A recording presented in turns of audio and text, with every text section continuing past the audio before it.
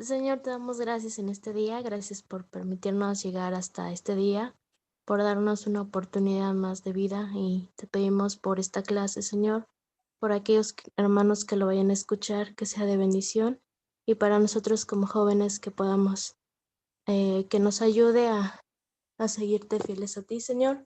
Y gracias por Mario, te pido que tú le ayudes en esta clase, que tú le des sabiduría en todo el tiempo y a cada uno de los chicos, Señor.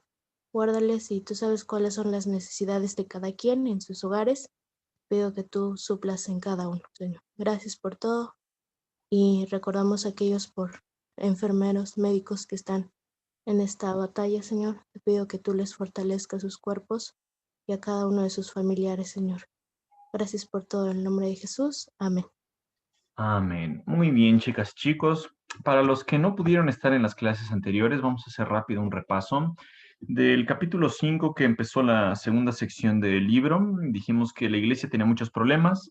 El primer problema eran divisiones, el segundo problema van a hablar de cosas de índole sexual. Más adelante va a seguir hablando Pablo de otros problemas que había en la iglesia. Y aquí el problema era que había un problema de inmoralidad entre un hijastro y su madrastra. Ya explicamos que hay diferentes ideologías, si él estaba muerto, si estaba vivo, si estaba vivo, si estaba divorciado o casado. No sabemos ninguno de esos detalles. La cuestión es que sí sabemos, con raíz de esto, pues algunos principios que se deben seguir en la iglesia cristiana.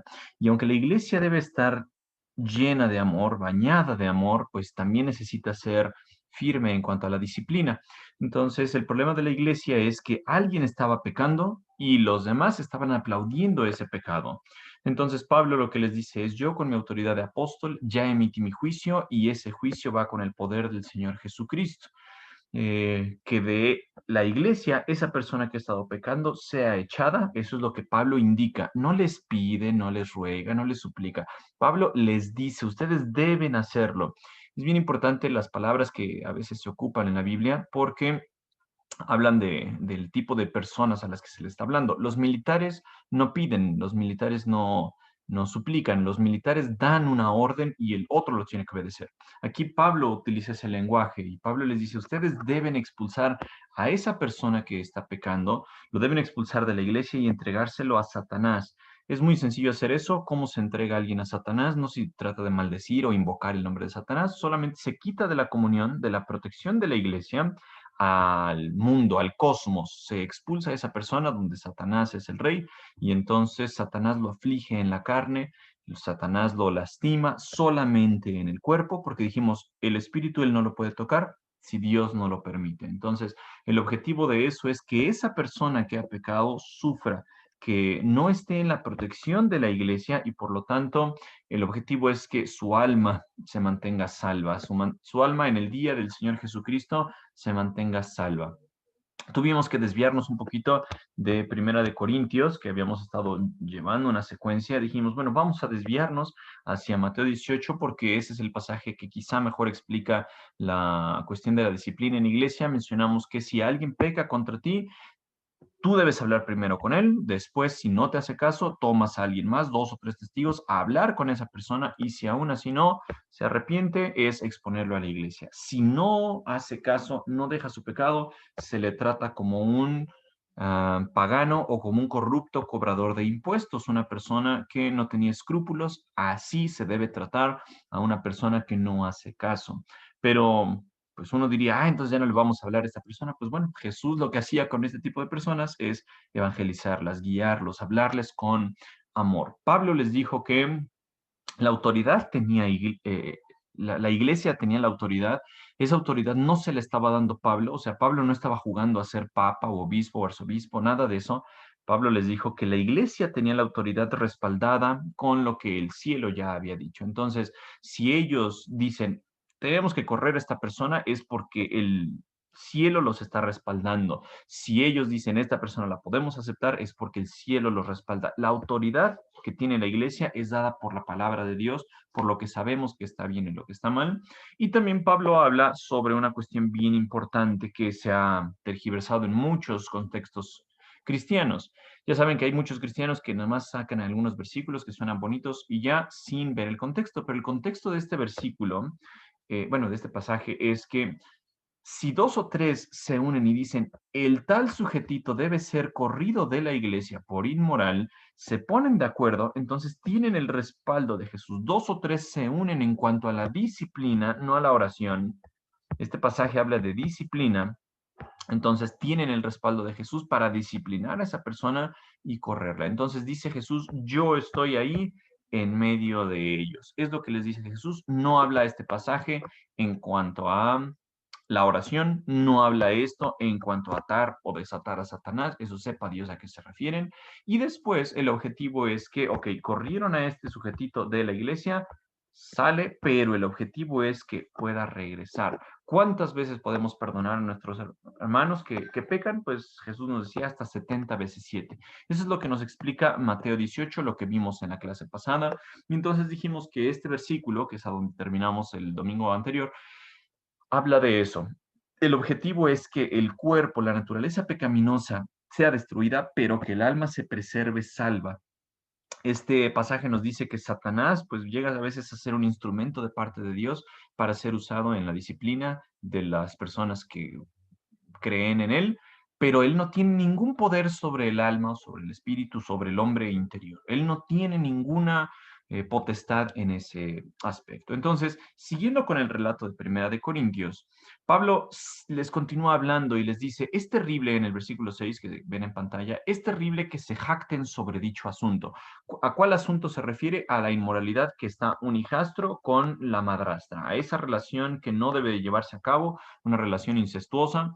Dice, es terrible que se jacten sobre dicho asunto. La iglesia, en vez de haber tenido pena, se estaba jactando, estaba sintiéndose orgullosa de eso.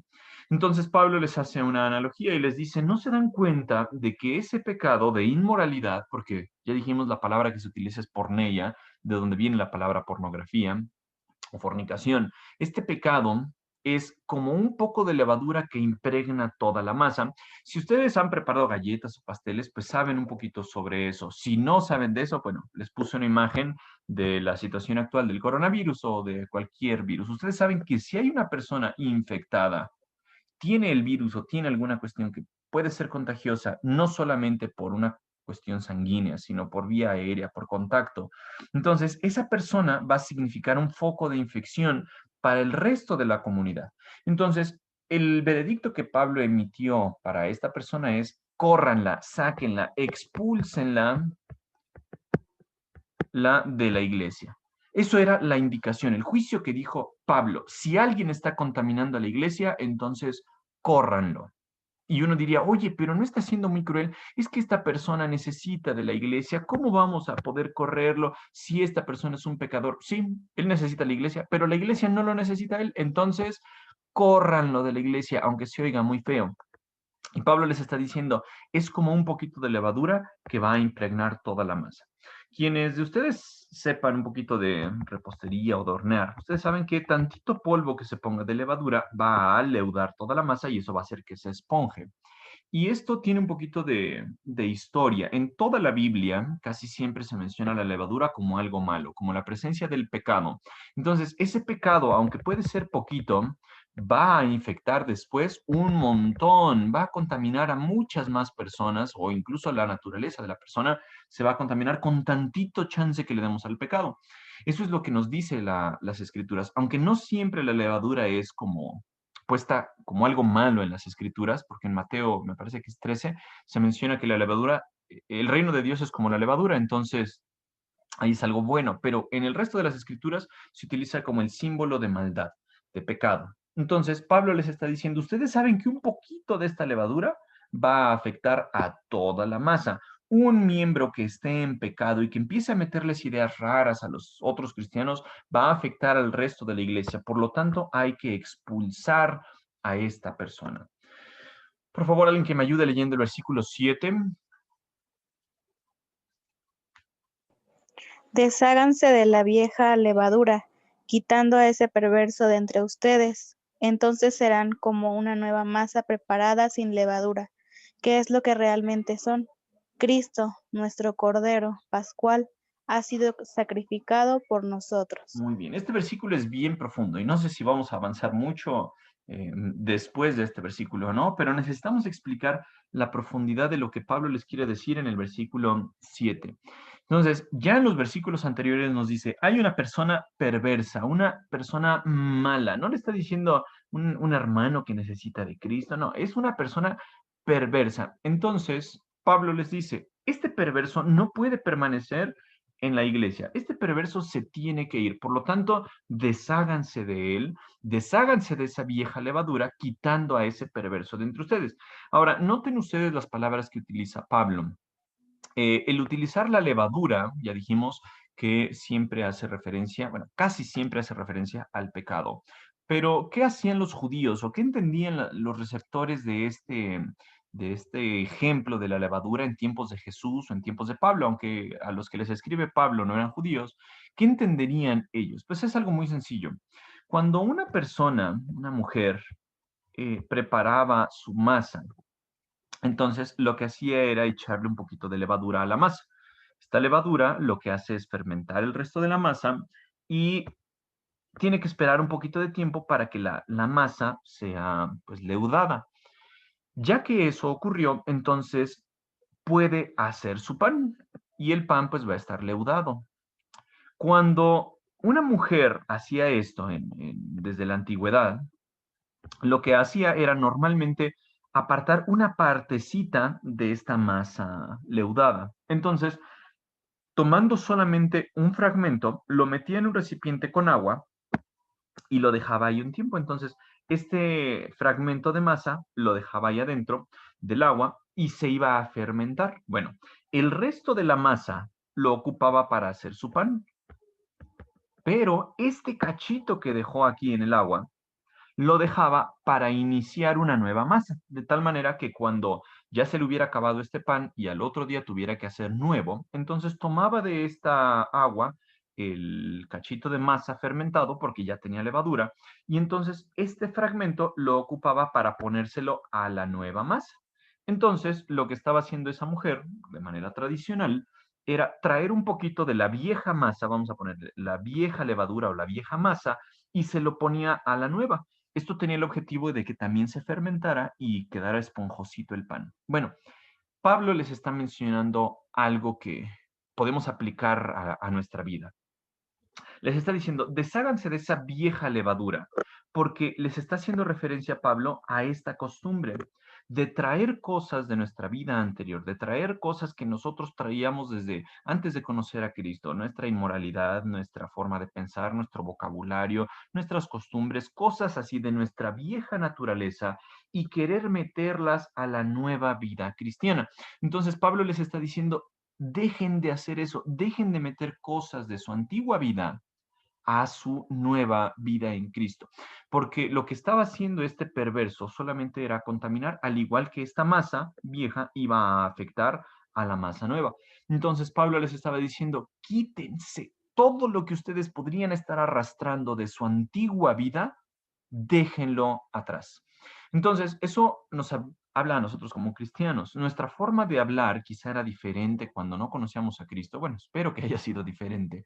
Cuando no conocíamos a Cristo, nuestra forma de vestir, nuestra forma de vivir, nuestras costumbres, nuestra forma de pensar, todo eso debe de cambiar al momento de tener una vida en Cristo. Entonces, si aquel corintio que se estaba metiendo con su madrastra pensaba que era normal, porque ya sabemos que en Corinto la costumbre era vivir una vida desenfrenada en el aspecto sexual, pues Pablo les dice, dejen de meter esa ideología antigua a su nueva vida de cristianos. Y eso que estaba afectando al resto de la iglesia, sepárenlo, que ya no les leude todo, porque aunque sea solo un poquito, solamente un miembro, va a empezar a contaminar al resto de la iglesia. Ese es el gran peligro que se tiene cuando se tolera el pecado en la iglesia.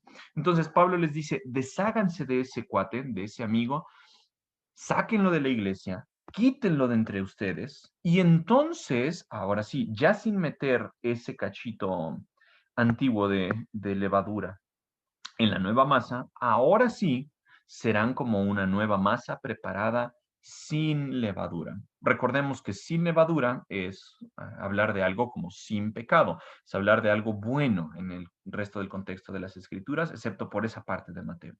Entonces, ustedes ya son lavados por Cristo, ya tienen una vida pura, ya tienen una vida santa porque Él ya murió por ustedes, ya los limpió de sus pecados. Y les dice, eso es lo que realmente son, una nueva masa, son una nueva criatura, tienen una nueva vida en Cristo. Por lo tanto, dejen de meter costumbres antiguas a su nueva vida.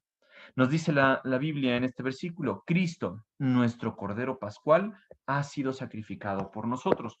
Todo esto que les está diciendo Pablo tiene un antecedente de Éxodo más o menos del capítulo 12 al 14, en el cual, si ustedes se acuerdan, en Egipto estaba el pueblo de Israel cautivo. Dios aflige a Egipto con 10 plagas. Estas plagas culminan con la muerte del primogénito, pero para cuidar a ese primogénito, nos dice la Biblia que pues, el ángel de Jehová iba a pasar e iba a matar a todos los primogénitos, pero para hacer eso necesitaban matar a un corderito. Vamos a dibujar aquí un corderito así medio chistoso. Este corderito que no tenía ninguna culpa, lo tenían que sacrificar. La sangre de ese cordero la iban a tomar y con un hisopo, no con un palo como aparece aquí en el dibujo, sino con un hisopo lo iban a poner en las puertas, en la parte de arriba, en los lados, para que cuando pasara el ángel de Jehová y quisiera matar al primogénito, no ocurriera eso. Entonces, este cordero, nos dice la Biblia, era el cordero pascual. Él era el sacrificio para que el primogénito no muriera. Entonces, el corderito inocente, el cordero que no tenía ninguna culpa, tomaba el lugar, moría en el lugar del primogénito para que Dios no matara al muchacho o a la muchacha. La misma idea les está diciendo Pablo aquí. Entonces, cuando los judíos estaban celebrando esa Pascua, tenían que matar al cordero pascual para que pues su sangre la pusieran en los dinteles, en el marco de la puerta, pero también debían guardar ciertas cosas, como por ejemplo comer pan sin levadura. E incluso tenían que hacer ahí todo un ritual para deshacerse de toda la levadura, y nos dice la Biblia que lo debían de comer deprisa por recordar que iban a salir de Egipto. Entonces, al ser nuestro Cordero Pascual, Cristo, les dice Pablo, Cristo, nuestro Cordero Pascual, ya ha sido sacrificado por nosotros. Entonces, Él nos da nueva vida. ¿Por qué tenemos que meterle la levadura que traíamos antes de conocer a Cristo? Eso es lo que les está diciendo aquí Pablo. Quítense de todo aquello que ya ustedes antes pensaban que era bueno, la forma de hablar, la forma de vestir, la forma de ser, la forma de gritar, la forma de comportarse, dejen todo eso y ahora vivan una vida sin levadura, porque ya Cristo nos dio una vida nueva. Entonces, alguien que me lea el versículo 8, por favor.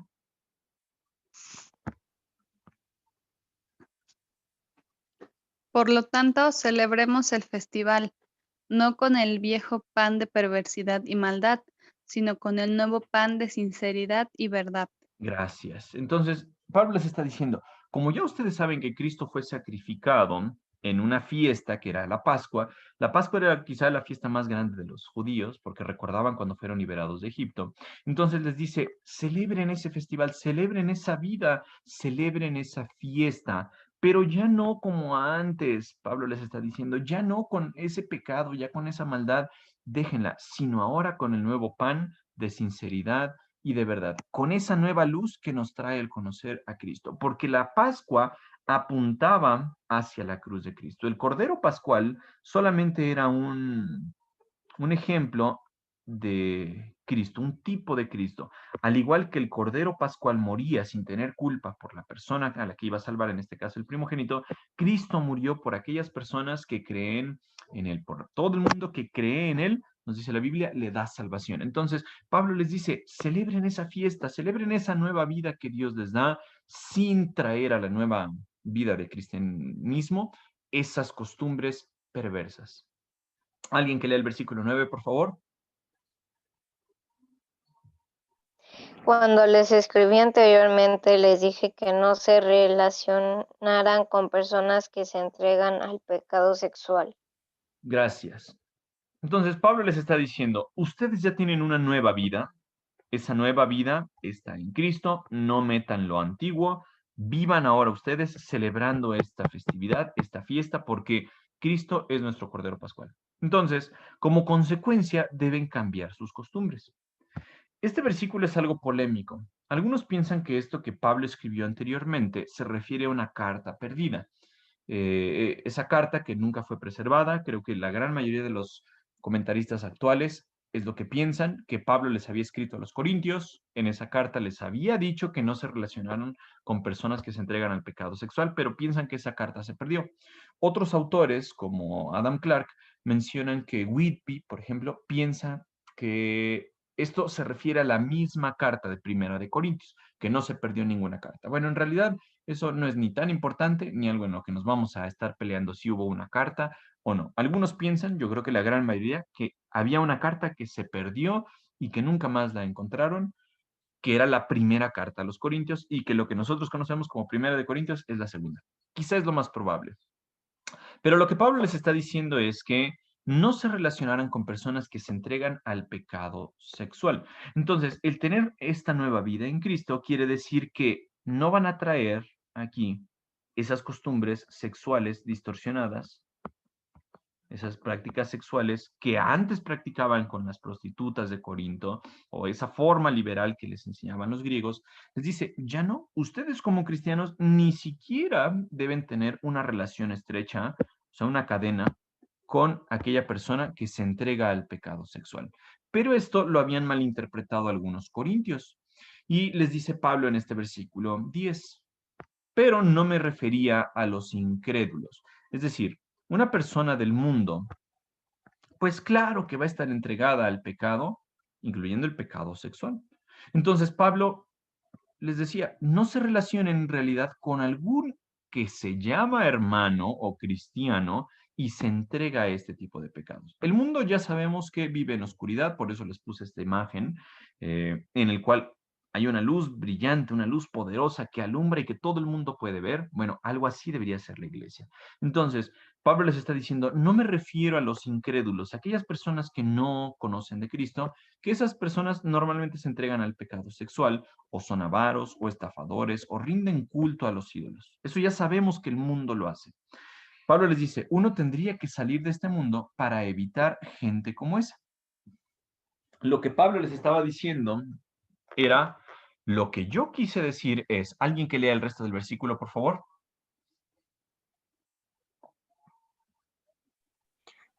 Lo que No, ¿quién va a Lo que leer? quise decir es, no se relacionen con ninguno que afirma ser creyente y aún así se entrega al pecado sexual, o es avaro, o rinde culto a ídolos, o insulta, o es borracho, o estafador. Ni siquiera coman con esa gente. Híjole, este sí está tremendo, este versículo. Por lo que está diciendo Pablo es, ustedes como iglesia de Cristo, como nuevos seres, nuevas criaturas, no se deben relacionar con alguna persona que en este mundo ya sabemos que es normal que lo haga. El resto de este mundo es normal, pero la iglesia debe ser diferente, la iglesia debe brillar. Entonces Pablo les dice, bueno, no se relacionen con alguno que dice, que afirma que es creyente, que dice, yo sí he creído en Cristo como mi Salvador, pero aún así se entrega al pecado sexual o al amar el dinero o es idólatra o que insulta o que se da el mucho vino o que estafa a los demás. Si alguna persona se llama ser cristiana, se dice, ay, sí, hermanitos, yo soy cristiano, tengo así hasta mi Biblia, me la llevo cardíaca, yo todo el tiempo estoy orando. Sí, pero sabemos que esta persona ama el dinero, sabemos que esta persona ama el sexo, sabemos que esta persona estafa a los demás, sabemos que engaña a los demás, sabemos que rinde culto a los ídolos. Pablo les dice, si este cuatito se cree, se dice cristiano, ni siquiera ustedes coman con esta gente. ¿Qué quiere decir esto?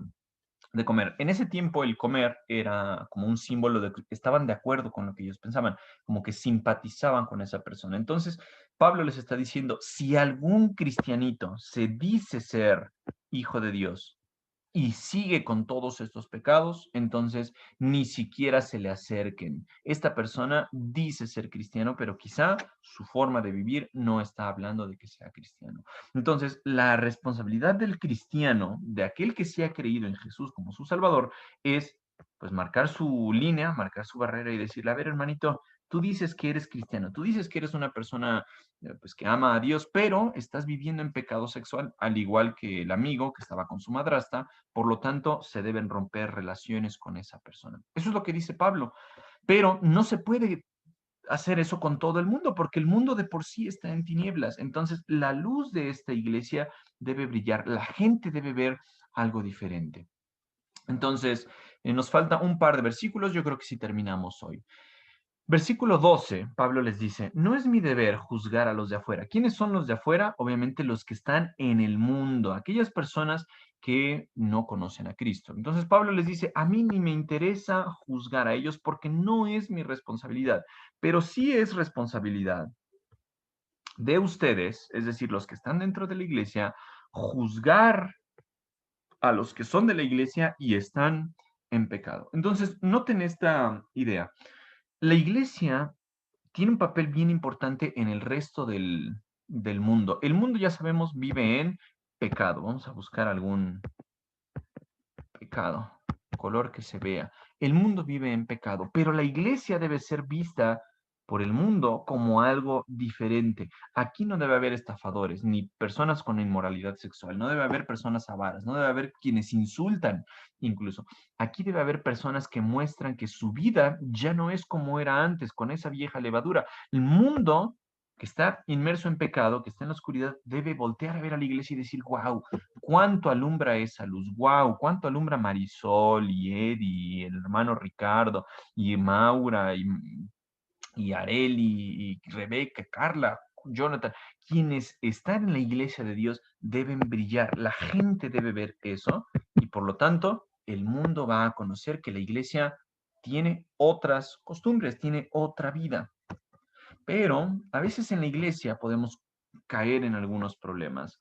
En la iglesia podemos decir, ay, pues ¿sabes qué? Me dicen que corra a esa persona, pues voy a aprovecharme. Esa hermana me cae regorda, voy a correrla de la iglesia. No, lo que está diciendo aquí Pablo no es una venganza, ni tampoco es irse al otro extremo de perdonar todo o tolerar todo pecado. Ay, sí, hermanita, está usted pecando, tiene usted una vida inmoral, no se preocupe, es bienvenida que a la iglesia. Dice, córralos de la iglesia, esa persona que vive en moralidad, sáquenlos de la iglesia, sean entregados a Satanás para que sean afligidos en la carne. Entonces Pablo les está diciendo, mi obligación no es juzgar a los de afuera, mi obligación es decirle a ustedes que juzguen a los que están en la iglesia, porque Dios juzgará a los de afuera.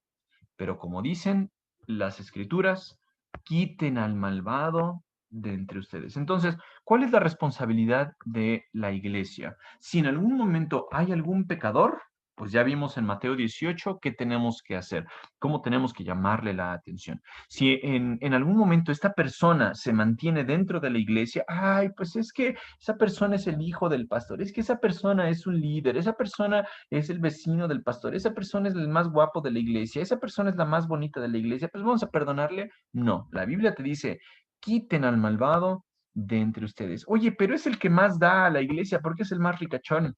La Biblia nunca dice, ténganlo en la iglesia, sino quiten al malvado, al perverso, a aquel pecador de la iglesia, porque poquito de este pecado va a afectar al resto de la iglesia. Entonces, les repito, la iglesia podría caer en dos extremos, o ser muy tolerante o ser una maldita. El objetivo es que si alguien que es cristiano sigue entregado a esto, si alguien afirma que es ser creyente y sigue en el pecado sexual, o dado al dinero, o idolatría, o insultar, o borracho, o estafador, entonces nuestro objetivo es no tener nada que ver con esa persona. ¿Suena feo? Pues sí, pero es lo que nos dice la Biblia. Ya vamos a terminar, nos quedan 6 minutos. Estaba escuchando un sermón de MacArthur y él mencionaba algo. Alguien se le acercó y le preguntó, oiga, pastor, ¿qué hacemos si de repente empezamos un grupo de personas a leer la Biblia en casa y pues entra alguna chica, bueno, él decía chica, pero puede ser chica o chico, ¿eh? Puede ser chica o chico, que están viviendo juntos, están viviendo en unión libre. Al vivir en unión libre, ustedes saben que no están casados, nada más están pecando, pero pues esta pareja llega al grupo de Biblia de la iglesia. Aceptan a Cristo, pero siguen viviendo ahí. ¿Qué es lo que se tiene que hacer, pastor? Entonces él decía, córranlos, pero así frío. Él no decía, ay, pues denles un chance. Él decía, ellos ya saben la verdad, ya saben lo que tienen que hacer, y no lo hacen, están viviendo entonces en pecado sexual. ¿Cuál es la obligación de la iglesia? Correrlos. Eso es algo sencillo.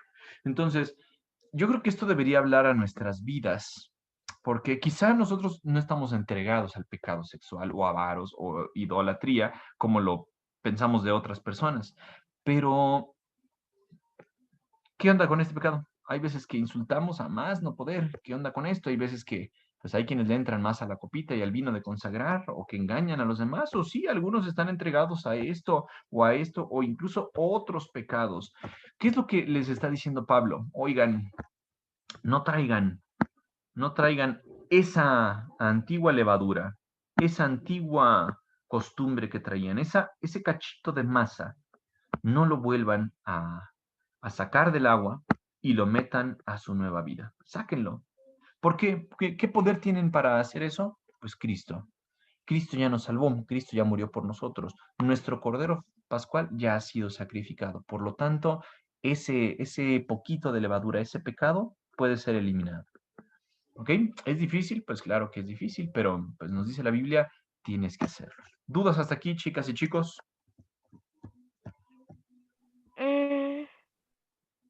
¿No? No, creo que no.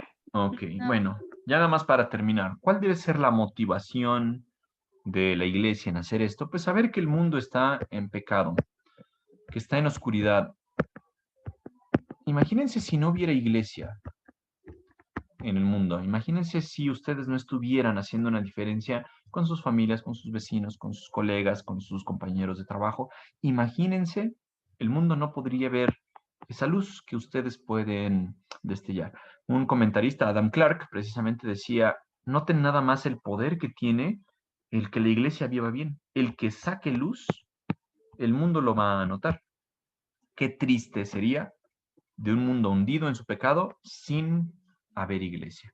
Entonces, pues tenemos una responsabilidad, chicas y chicos, de vivir diferente, de dejar esas cosas que nos parecían muy normales antes de conocer a Cristo, pero ya después de conocer a Cristo tenemos que vivir diferente. ¿Ok? Entonces, alguien que nos despida en oración, aprovechando que está Dani. Dani, ¿nos quiere usted dirigir en oración? Claro, Gracias. vamos a orar. Bendito Padre Celestial, te damos gracias, Señor, por este día, te damos gracias por esta clase, Señor. Gracias por tu palabra, Señor, y que cada día, Señor, está ahí para decirnos qué hacer, Señor, para guiarnos y para no poner pretexto, Señor, en desviarnos. Gracias, Señor, por tu fidelidad, gracias por la vida de Mario y por la vida de cada uno de los jóvenes. Te pedimos que en esta semana, pues, tu palabra sea de bendición en la vida de cada uno. Y te pedimos por todos aquellos que no se han reunido, Señor, que tú les cuides, Señor, tú sabes cuál es su situación. Gracias por todo, en el nombre de Cristo Jesús. Amén. Amén.